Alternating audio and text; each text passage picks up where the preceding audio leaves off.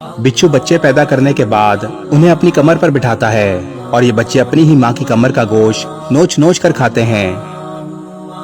माँ ताकत रखने के बावजूद कुछ नहीं कहती, शिकवा नहीं करती, चुपचाप तकलीफ सहती रहती है। ये बच्चे इसका गोश्त खाते रहते हैं। माँ चलने के काबिल नहीं रहती, लेकिन बच्चे खुद चलने के काबिल हो जाते हैं। तब तक इनकी माँ भी मर जाती है और ये बच्चे अपनी जिंदगी में मगन हो जाते हैं। आज हम में से बहुत से लोग बिल्कुल बिच्छू की तरह बन चुके हैं।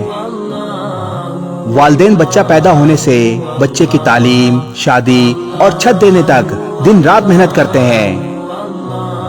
लेकिन अफसोस, हम में से बहुत सारे लोग अपने बूढ़े वालिदैन की खबरगिरी तक नहीं करते।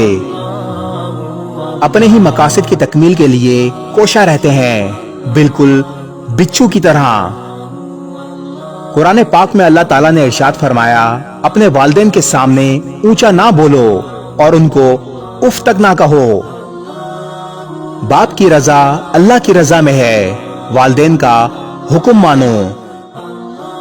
जिनके वालिदैन हयात हैं, अल्लाह ताला उनको सेहत व तंदुरुस्ती वाली जिंदगी अता फरमाए।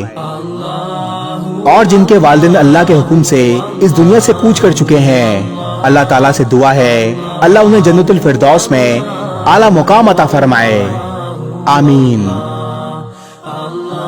इस वीडियो को शेयर जरूर करें, हो सकता है आपके एक शेयर से ये बात किसी के दिल में उतर जाए।